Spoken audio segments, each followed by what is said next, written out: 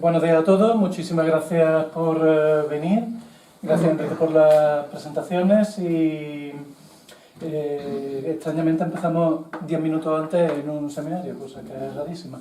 Tranquilos que aprovecharé para estar 10 minutos más y así acumulamos un poco de retraso por el rigor.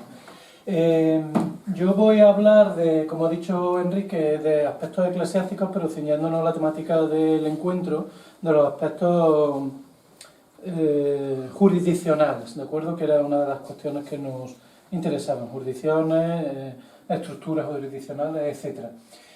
Me voy a centrar sobre todo en lo que es la jurisdicción eclesiástica de verdad, y para eso explicaré algunos conceptos básicos al principio muy rápidamente. ¿A qué me refiero con esto? Voy a hablar de jurisdicción diocesana, de jurisdicción ordinaria, que es como se llama en su momento. Seguro que más de uno habrá escuchado lo de el ordinario, o esto compete al ordinario, refiriéndose al obispo. ¿Por qué? Pues por una sencilla razón. No hay más jurisdicción eclesiástica para la Iglesia que la jurisdicción ordinaria. Luego lo explicaré si tengo tiempo, pero un convento, una orden religiosa, una orden militar, no tienen estricto sensu jurisdicción. Otra cosa se les delegue o se enajene. Igual va a pasar con muchos señores, ¿de acuerdo? Que vamos a ver precisamente, que esa es mi tesis, digamos, de la intervención de hoy, como en un espacio tan reducido como, ahora vuelvo para atrás, como este que más o menos he señalado en el rectángulo, se va a acumular el mayor número de experimentaciones con estructuras, límites, jurisdicciones en lo eclesiástico de toda la península ibérica, porque se da una serie de factores ahí. Bueno, o al menos esa es mi opinión, ¿no? Luego volveré, como digo, para atrás. He intentado pillar un poquito Osuna al lado de Estepa, porque también entraría dentro de esa misma dinámica. Y antes de comenzar, he querido dejar claro, digamos, algunas cuestiones, bueno, si soy capaz, algunas cuestiones conceptuales muy básicas. Por ejemplo, ¿qué es la jurisdicción eclesiástica? Pues es, como digo ahí, bueno, es una definición que yo me he inventado anoche, podría ser otra. Es, como digo ahí, ese poder de gobierno ordinario, o sea, no extraordinario, sobre lo personal, es decir, sobre el clero, sobre los vasallos, etc., y sobre lo territorial en materia pastoral o espiritual, si queréis verlo así, judicial y fiscal. Y recae exclusivamente, al menos para el rito católico, en un prelado. Prelado y obispo es lo mismo hasta la Edad Media, en que se empiecen a enajenar, dar exenciones, conceder, aplicar jurisdicciones a otros individuos o a otras instituciones a las que hay que equiparar a un obispo, y por tanto se les nombra prelados, porque si no, no pueden tener jurisdicción. Es decir, un abad de Alcalá Real es un prelado, un prior de una orden militar es un prelado, por eso pueden ir mitrados, por eso en cuanto tengan alguna parte de estos poderes, el poder de nombrar a párrocos, el poder de gestionar cuestiones pastorales como puedan ser los bautismos, los sacramentos, la confesión, dar licencia de confesión, etc., hay que concederle parte de este poder. Por esa sencilla razón, y no porque quede más mona, puede ir la abadesa de la Huelga mitrada, ¿de acuerdo? Eso se llama infulación, por cierto, ese proceso. Infulación. ¿Cómo se altera? Bueno, yo me voy a centrar en cómo se altera esta jurisdicción, cómo se puede modificar, cómo se puede enajenar en época moderna. En época medieval es cuando empieza a darse este tipo de enajenaciones, con casos que todos tendréis en la cabeza, por ejemplo, los monasterios, las órdenes religiosas, a las que se le da la capacidad de que sus superiores puedan, pues, un provincial o un superior, ¿no? Un maestre de las órdenes militares también, que aquí entran dentro de las órdenes religiosas, pueda gestionarse internamente, es decir, que un fraile dominico o un monje benedictino no tenga que dar cuentas al obispo del lugar. Eso es salvando las distancias y de una forma muy rápida y mala, sería lo que está pasando en época medieval. En época moderna se va a añadir otro factor, y es que por un proceso que, bueno, yo ya pude dejar asomar en el dossier que sacamos en Cuaderno de Historia Moderna, fue sobre señoríos y... Tiempo moderno. Tiempos modernos, gracias Ángel. En tiempos modernos hablaba de cómo precisamente la inflación de los procesos de espiritualización, o sea, de vinculación para fundar obras pías, capellanías, etcétera, lleva a que el capital económico, social, etcétera, que es necesario invertir para conseguir la misma distinción social, sea mucho mayor. ¿Por qué? Porque si en el siglo XV funda capellanías mucho menos gente que en el siglo XVII. Si en el siglo XVII puede fundar un maestro artesano, fundar una capellanía ya no significa lo mismo socialmente, aunque tenga las mismas funciones sociales o sociológicas, que 200 años antes. Por tanto, va teniendo lugar una inflación y igual va a pasar en el ámbito señorial, con lo cual muchos señores van a intentar en toda Castilla la emulación directa de la corona, consiguiendo jurisdicción eclesiástica propia. Es decir, ser ellos los que tengan bajo su control a su pequeño obispo, su pequeño prelado, de una forma u otra. ¿Cómo se va a alterar esto? Bueno, se puede alterar, y aquí os lo he puesto en algo que a mí personalmente me ha venido muy bien también preparar estos días esto, porque me ha servido para ordenar muchas ideas. Entre ellas esta. ¿Cómo se puede alterar en la edad moderna? En primer lugar, lo he puesto en un orden, digamos, de gradación, de menos a más, ¿vale? Condicionando la jurisdicción eclesiástica. Es decir, el ordinario del lugar, el obispo, sigue teniendo la última palabra, pero lo condiciona de alguna manera. El ejemplo, lo que se suele llamar, aunque hay más, hay más modalidades en derecho, patronato laical. Digo que hay otras formas, ¿no?, de condicionarlo, pero el patronato laical sería un buen ejemplo de ello. Por ejemplo, las capellanías. ¿Por qué altera esta jurisdicción? Es cierto que la colación, el nombramiento de ese capellán, la última base es la justicia eclesiástica, es decir, el ordinario. Pero yo ya lo estoy condicionando, puesto que solamente se puede colar, solamente se puede proveer ese beneficio eclesiástico en quien yo presente. Es decir, que en la práctica pues estoy controlando ese beneficio eclesiástico. Con las capellanías no hay un gran problema, por eso Roma se va a abrir, sobre todo porque este proceso coincide con el mercado curial, ¿no?, el nacimiento y desarrollo del mercado curial. Roma no va a tener gran problema porque son beneficios, en el 99% de los casos, es una excepción, sine cura. Es decir, no tiene labor pastoral, no tiene un capellán, no tiene dentro de sus funciones como capellán, otra cosa sea confesor en un convento o algo así, ¿no? No tiene que administrar sacramentos, bautizar, nada de esto. Para ello, pues tendría personalmente que pedir una licencia al ordinario. ¿De acuerdo? Sí que se va a dar, quizás menos conocido, patronatos laicales sobre beneficios curados. En el norte quizás sea más conocido, con el famoso artículo de Mi familia tiene un cura, ¿no? Sobre parroquias individuales o sobre territorios con varias pilas, con incluso 15, 20 pilas en algunos lugares de Castilla, 15 o 20 parroquias, ¿no?, con pilas bautismales, quiero decir, que son las llamadas vicarías sobre todo, pero la más conocida de todas, la vicaría de Estepa, ¿de acuerdo? La vicaría de Estepa tiene a su cabeza un vicario que tiene una cierta jurisdicción, porque por debajo tiene 15 pilas bautismales, si no recuerdo mal, 15 parroquias. ¿Vale? Esto es un poquito más complicado, un pasito más, porque ya tiene cura de almas. Siguiente nivel, las exenciones personales, que viene de la tradición medieval, es decir, que yo eximo a una persona en concreto o a una corporación, una orden religiosa, un cabildo de una catedral, una colegiata, etcétera, de depender de la justicia del ordinario. Puede tener, en este caso, una jurisdicción, no me voy a meter en esos detalles, pero pasiva o activa, que eso quiere decir que, bueno, como un cabildo catedral, nosotros nos gobernamos y nos entendemos nosotros solos. Aquí no tiene que entrar un obispo si hay algún pleito, si hay algún proceso de enfrentamiento entre los miembros, etcétera, pues tener una jurisdicción también activa, es decir, que hay monasterios o cabildos, en Andalucía no se da, que yo recuerde este caso un cabildo, que tienen jurisdicción también sobre alguna pequeña parroquia, ¿vale? Y finalmente las enajenaciones territoriales, que es lo que estábamos pensando todos quizás desde un principio.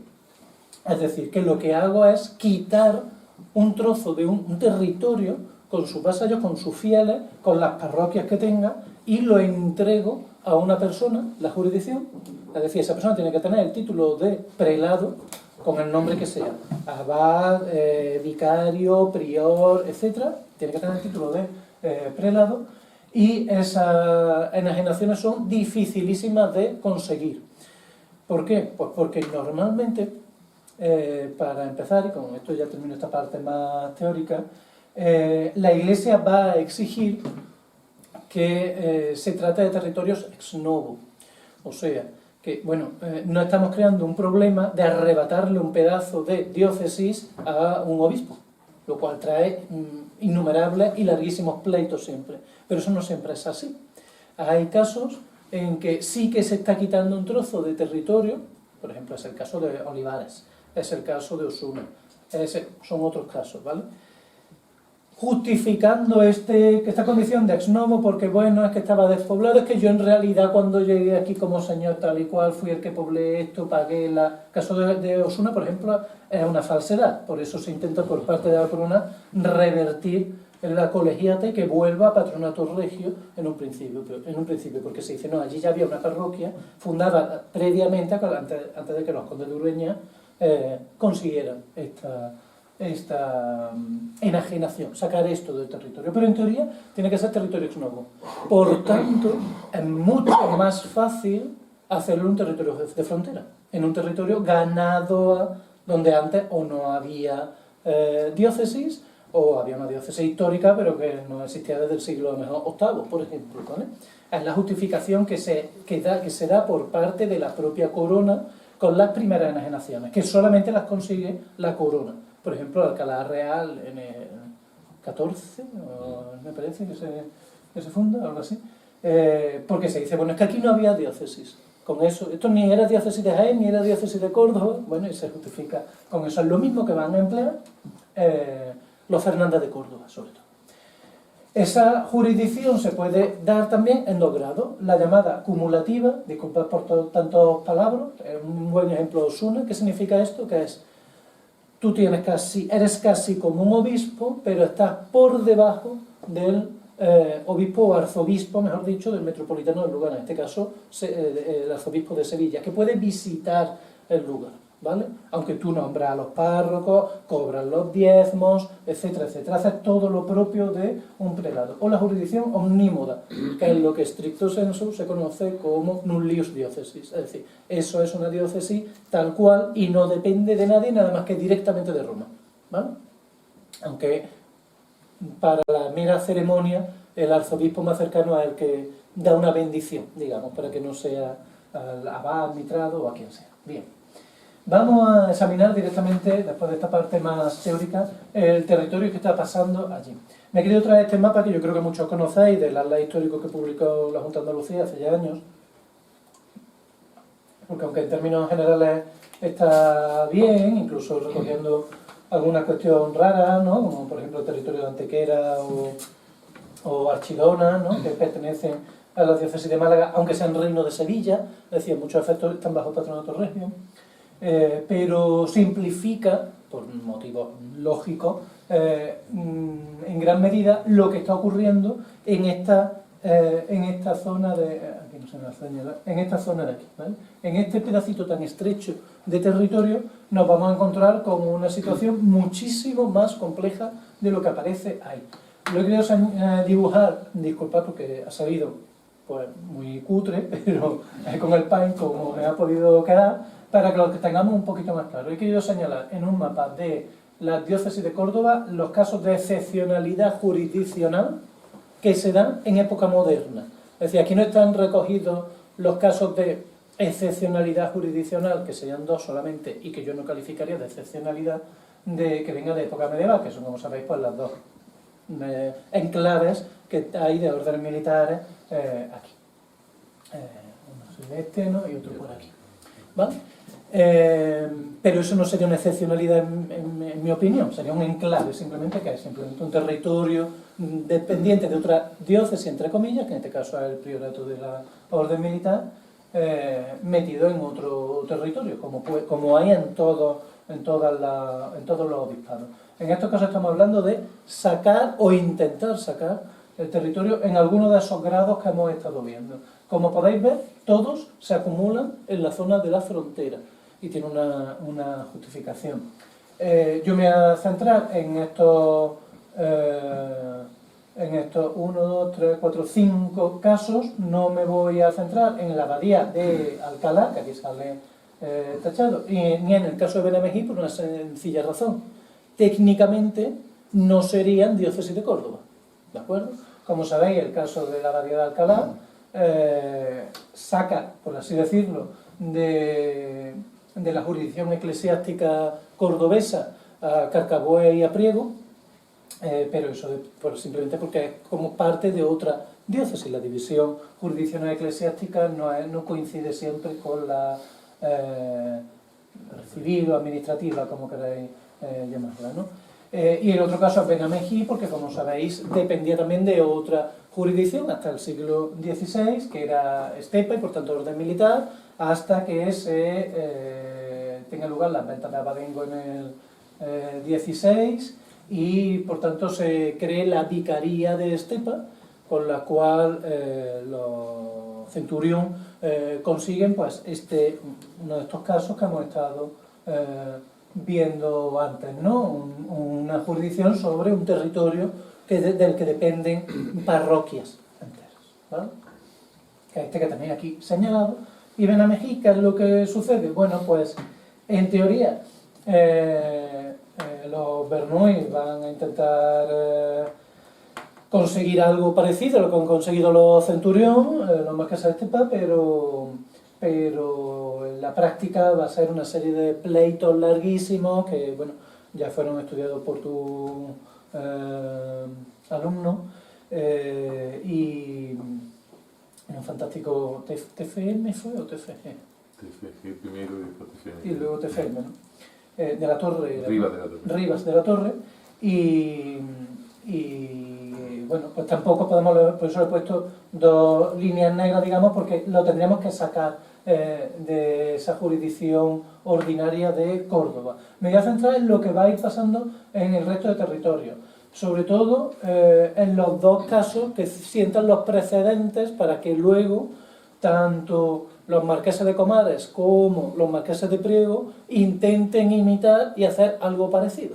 Es muy interesante en este sentido ver cómo, por ejemplo, en los diferentes sínodos, las actas de sínodos de la diócesis de Córdoba, se van recogiendo de alguna manera estas situaciones, estas excepcionalidades, ¿de acuerdo? Estas excepciones, diciendo, por ejemplo, aparece Doña Mencía representada allí, la parroquia, pero no se la considera como parte de la estructura ordinaria de parroquias de la diócesis de Córdoba, porque los Fernández de Córdoba van a conseguir controlarla de una cierta manera muy rara, porque es un experimento, aprovechando esa ventana de oportunidad que son los años de segunda mitad del siglo XV, primero del XVI, en que ni siquiera la propia jurisdicción eclesiástica, la propia Iglesia de Roma, tienen claro cómo funcionan las cosas y cuáles son los límites de las diócesis, cómo que se puede sacar y qué no.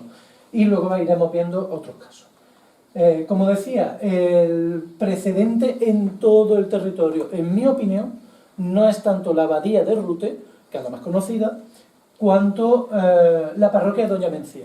Esto es, por así decirlo, un pequeño experimento, aquello que se dice de, bueno, los experimentos con gaseosa, ¿no? Pues vamos a intentarlo primero, dicen los Fernández de Córdoba, con un caso chiquitito y que parece que va a dar menos problemas porque, en el fondo, porque uno va leyendo las alegaciones que presentan los juristas de la casa de Baena, me refiero, de los futuros condes de Cabra, y van la sensación es como de constante intención dolosa, tergiversación de la realidad, escamoteo de parte de la información a Roma para que finalmente consiga esto. ¿Qué es lo que nos encontramos? Nos encontramos con que se erige en 1422 por voluntad señorial la primera parroquia.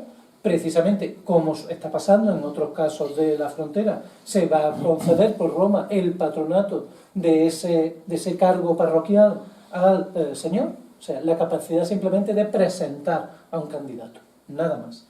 Pero la realidad es que Versión de la casa. Es que nadie quiere ir, ¿por qué? Porque y ahí empieza un relato muy interesante de leer, todo con esa narrativa fronteriza, ¿no? De los moros están atacando constantemente, es poner en riesgo la vida, quien vaya allí es que poco menos que va a terminar siendo un mártir de la fe cristiana, y por tanto son solamente los valientes dominicos los que han aceptado ir allí a hacer la labor pastoral. La realidad, en mi opinión, don Diego Fernández de Córdoba consigue la elección parroquial, tiene los llamamientos a candidatos para párroco durante un tiempo, no sabemos dónde, porque no he podido documentarlo, si se cuelgan en la Catedral de Córdoba o dónde, y enseguida, en cuestión de meses, dice que como no ha aparecido nadie, ha llegado a un acuerdo con el convento de San Pablo de Córdoba. 2 frailes dominicos van a ir para allá, casi en un plan misionero, por así decirlo, se van a encargar, él les va a dar la manutención, y esa manutención la va a sacar de lo que iba a ganar el párroco. Y mientras tanto, durante 100 y pico años, me quedo con todos los diezmos, ¿vale? Y le estoy dando, sin pedir licencia al ordinario, la capacidad jurisdiccional a 2 frailes, la jurisdicción eclesiástica, de dar los sacramentos, por ejemplo, ¿vale? Y llevar los libros y demás. De hecho, si vais a consultar los libros sacramentales hasta el siglo XIX de esta parroquia, son libros llevados por los dominicos.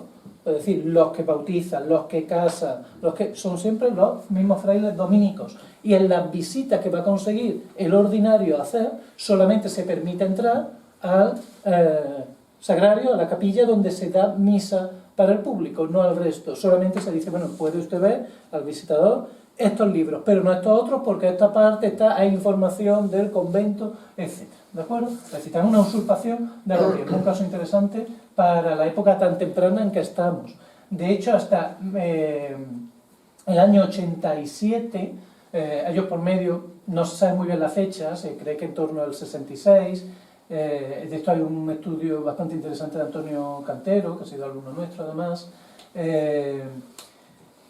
Se funda el convento y es un movimiento, yo creo que también estratégicamente muy interesante, porque lo que se hace es, bueno, ya no van a venir los frailes desde Córdoba, sino que funda el convento, que a la vez es la parroquia, pero yo soy el patrón del convento, y el patrón que tiene la presentación del párroco, es decir, voy cerrando el control sobre la villa. Un indicio interesante, cuesta horrores encontrar a candidatos para ordenarse de clero diocesano, normal y corriente, en la órdenes sacras de Doña Mencía, ¿vale? Igual que de la abadía de Rute, sale poquísimo, mientras que, como vamos a ver, los 2 grandes núcleos pesados desde donde sale el clero de toda la diócesis de Córdoba, que tiene mucho que ver con la capacidad de vinculación, la capacidad de crear capellanías, van a ser la zona de Bujalance, que es como casi la 4ª, 5ª parte de todos los clérigos, salen de ahí, y la zona del Marquesado de Priego, ¿vale? No Priego y Cacaboy, que está dentro de Alcalá Real, sino Lucena, Montilla, que son como la 3ª parte por sí sola de todo el clero, como vamos a ver, de qué se ordena, ¿de acuerdo? Los problemas empiezan a surgir en el año 87, en que el obispo de Córdoba, don Íñigo Manrique de Lara, decide hacer una visita de la situación. Dice, pues bueno, esto es extraordinario, fuera de lo que marca los cánones, etcétera. No puede usted estar, el conde de Cabra, cobrando directamente los diezmos, mientras que paga ya no paga a los frailes dominicos, puesto que les ha fundado un convento, y por tanto, dice la apreciada documentación, ellos ya tienen su huerta, su dotación del convento, y tenemos que llegar a un acuerdo. Empieza una serie de pleitos y se llega a que bueno, la casa en este momento mete bastante presión en Roma y consigue que, con el mismo relato fronterizo, es que todo se nos debe a nosotros, somos los que hemos fundado parroquia. Este era el punto más conflictivo y más peligroso del sur en ese momento, porque es justamente el camino Baena-Cabra, que es el que aprovechaban para entrar por la subbética y atacar a la gente, secuestrar, etcétera, etcétera, y consigue que,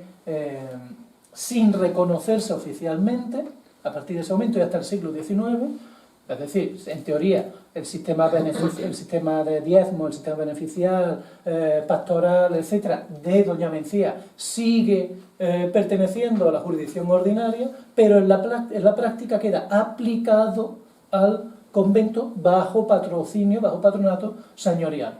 Por eso, en la propia documentación diocesana, Doña Mencía no se la tiene en cuenta normalmente como si fuera en pie de igualdad con el resto de diócesis. Y es la única localidad que, en lugar de mandar a un clérigo, a un beneficiado, para los sínodos, manda a uno de los frailes dominicos. ¿De acuerdo? Es un precedente, creo que muy interesante.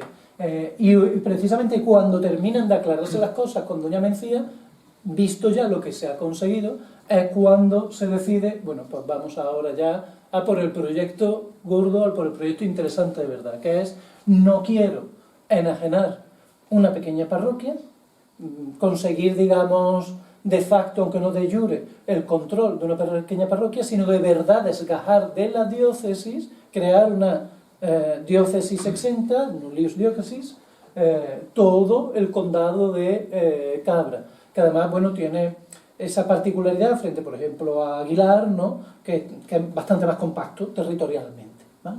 Es decir, el proyecto original, a partir de fines del siglo XV, es desgajar toda esa parte que os he puesto ahí, ¿no? Rute, Zambra, Iznájar, Cabra, Baena y un poquito después se pide también, cuando se incorpora Valenzuela, ¿no? De los padres de Valenzuela, Valenzuela también. Es decir, crear en todo eso una vicaría, una abadía, lo que sea.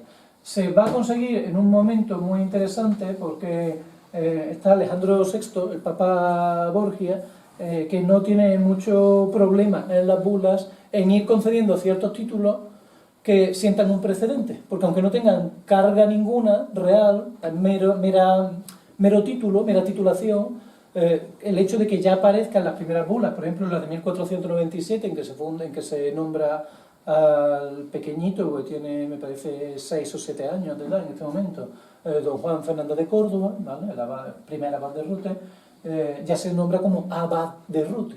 Y el título abad no es cualquier cosa. En lo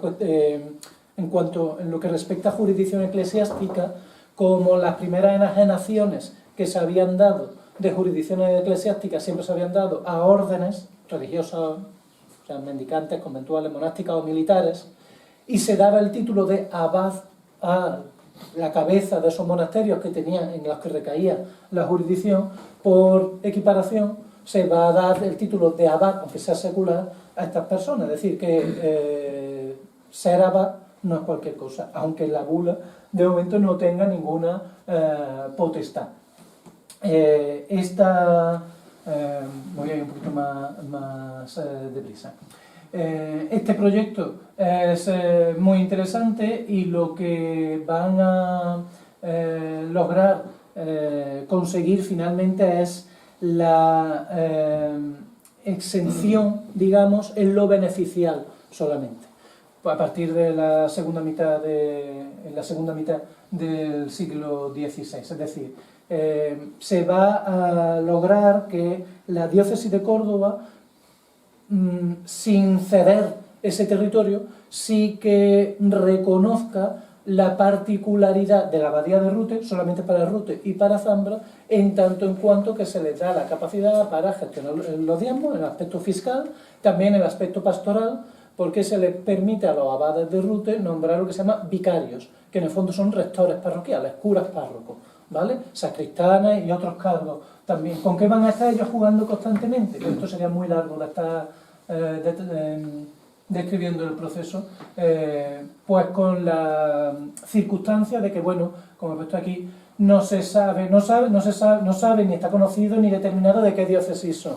Obviamente sí que se sabe, pero juegan esa capacidad de es que esto es tierra de frontera, esto es ex novo, por eso se nos podría dar, ¿de acuerdo? O nunca se ha metido un obispo, pero siempre van a aprovechar el momento, por ejemplo, en que está el obispo de Córdoba agonizante o acaba de morir, lo vehiculan a través del arzobispo de Sevilla, sobre todo a través de uno en concreto que a la vez es tío del conde de Cabra, tío segundo del conde de Cabra, etc. Por tanto, lo que van a conseguir es esa especie de compensación por su labor en la frontera, que es el territorio arrebatado a efectos beneficiales solamente, es decir, que a efectos de justicia eclesiástica uno tiene que recurrir a Córdoba, luego a Toledo y a Roma, evidentemente. No es una abadía real, pero ellos siempre van a jugar hasta el siglo XVIII, en que se caballeriza, se seculariza, van a jugar siempre con ese término ambiguo, con esa ambigüedad de ser una abadía. Y las casas de Aguilar y de Lucena van a seguir ese ejemplo, consiguiendo el control sobre diezmos y sobre el nombramiento de todos los beneficios eclesiásticos, con cura o sin cura de alma. Es decir, son dos de los 3 o 4 elementos necesarios para decir yo tengo la jurisdicción eclesiástica, aunque no todo, en esos territorios. Por eso comentaba que también sería interesante cruzar esto con el origen del clero en estos momentos. Sabéis que empiezan en los 70, no tenemos muchos datos para antes, o más bien ninguno, pero es interesante ver de dónde procede. Esto está hecho sobre un corpus de los 100 primeros clérigos que se ordenan en la diócesis de Córdoba para esos años, el año 72 al año 83.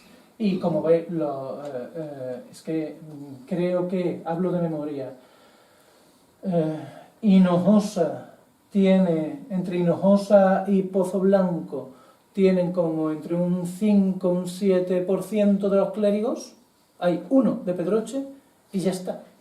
Es decir, en la masa aplastante de cantera de eclesiásticos nace en el sur, quitando la excepción de entre una quinta y una cuarta parte del entorno de Bujalance, lo cual tiene muchísima relación, si vemos a título de que se ordenan, sea de patrimonio, sea de suficiencia, sea de tengo otro beneficio, en la aplastante mayoría, por aquí he traído el cálculo que lo hice rápido, el 57,9%, bueno, el cálculo no lo he hecho para esos años, sino para un poquito después, ¿vale? Para justamente cuando va a empezar el siglo XVII. El 57,9% se ordena porque acaba de fundar, ellos o sus padres o sus tíos, una capellanía. Sobre todo los de la zona de Montilla, Aguilar, esta zona que vemos aquí. Bueno, algunas ideas principales para terminar, porque esto necesita todavía muchísimo más desarrollo, ¿no? Me gustaría que luego diera lugar a un artículo sobre la excepcionalidad de toda la región, deteniéndome ya a explicar, bueno, qué está pasando en Lucena, qué está pasando en Aguilar, en Montilla, etcétera, etcétera. Las principales promotoras de estos intentos, que en ningún momento, salvo el único caso en que se logra de verdad una diócesis nullius, es Olivares. Y da muchísimos problemas. Da muchísimos problemas, ni siquiera Osuna llega a serlo del todo, como hemos visto, porque es una jurisdicción cumulativa, no omnímoda. Da muchísimos problemas, sobre todo económicos. Es una cosa excesivamente cara de mantener para esto. ¿Por qué? Porque la Iglesia exige que sea ex novo. Bueno, esto es que era tierra de frontera, de acuerdo. Pero sobre todo que las prebendas, que los beneficios que tengan esas colegiatas, por ejemplo, esas abadías, sean lo suficientemente potentes como para justificar que, miren, usted lo que tiene es una capellanía magna, por ejemplo, o con varias capellanes, no es una colegiata. Entonces eso es muy caro, ni siquiera los duques de... Pero de los pocos que van a poder en toda España, va a haber dos grandes momentos, dos grandes fases, una va a ser en 1490-1560, que es cuando se intenta en la frontera, Osuna, todas las zonas que hemos estado viendo con la abadía de Rute, etc. Y el otro gran momento va a ser 1600-1620, pero de una forma diferente y que no se da aquí, que tiene que ver pues, con la colegiata de Olivares, pero han venido los casos de Lerma, con sus dos colegiatas, que no hablan de unos contactos en Roma tremendos. Y si se da aquí, se dan más proyectos, aunque no terminen siendo exitosos, en un territorio tan limitado es precisamente porque esas casas señoriales tienen suficiente potencial económico para hacerlo, pero también porque están aprovechando, utilizando un estratagema muy interesante, que es decir, bueno, ¿con qué voy a dotar esos beneficios? Con los diezmos. Sí, pero es que a diferencia de lo que ocurre en Osuna, o en Lerma, o en Ampudia, o en Pastrana, esos diezmos no existen aquí. Es decir, cuando se funde la abadía de Rute, Rute no está dando diezmos. Es que no existe Rute. Existe un castillo con 4 piedras y luego se va a refundar Rute en el 16 ya, pero al final del 15 Rute no existe, como no existe Doña Mencía tal cual, aparte de la fortaleza, en el 15 cuando se funde esto. Es decir, que es una estratagema interesante sobre el papel, para los diezmos. Al principio no van a dar mucho problema ni para el Obispado de Córdoba ni para Roma, porque estoy haciendo un brindis al sol, regalando lo que no existe, como el que vende la Torre Eiffel, pero conforme esos territorios empiecen a producir en serio ya en el 16 y a dar diezmos interesantes, pues ahí van a venir los problemas. Es decir, que se van a dar una coincidencia de factores en esta región que es por lo que explica que se den tantas excepcionalidades en comparación con el resto de la península. Esa condición fronteriza, que es la justificación que pide Roma, y la narrativa, las bulas, siempre la misma, ¿no? La lucha contra el infiel, etc. El hecho, que se va a aprovechar mucho por todos, de que es tierra de nadie. No es que Lucena no sabemos si es del arzobispado futuro de Granada, o es de Córdoba, o es de Jaén, o es de Sevilla. Siempre aparece eso, con testigos y tal. La capacidad para asumir las exigencias financieras que hemos hablado antes, porque en realidad estoy dando diezmos de zonas que están despobladas, y ese contexto de oportunidad que van a aprovechar siempre. No solamente tener, por ejemplo, un papa como Alejandro VI, sino, pues, por ejemplo, Fernando de Córdoba aprovecha en otro momento con la abadía de Rute, que es también cuando van a tener a dos de ellos como embajadores. De hecho, a uno de ellos le debe Clemente VII la elección, porque es el que hace que todo el partido imperial vote, y luego se empieza a cobrar, ¿vale?, en forma de esto. Y sencillamente, solamente quiero terminar señalando esto, porque me parece una línea interesante por la cual deberíamos seguir también, que no tiene nada que ver con la jurisdicción, aunque también, que es ese hecho de que precisamente se nos está olvidando quizá analizar todos estos aspectos eclesiásticos en relación siempre con el señorío, pero también con lo económico, la capacidad que van a tener estas tierras de producir por el reparto de tierra en enfiteusis, o Campocano, como se puede dar Espejo, en Doña Mencía, ¿no?, que también fue estudiado, etcétera, para producir unos grupos medios o altos de élites rurales que tienen capacidad suficiente para vincular bienes que sirvan como congruo para crear una cantera de eclesiásticos, que es lo que explicaría que la aplastante mayoría de los clérigos de la diócesis de Córdoba en el siglo XVI salen de dos grandes zonas, que son la zona de Bujalance, la zona del sur, en la que tendremos que incluir Santalla y la Rambla también, que tienen una potencia económica y de clérigos interesante. Bueno, y nada más. Perdona que he aprovechado los 5 minutos de más. Gracias.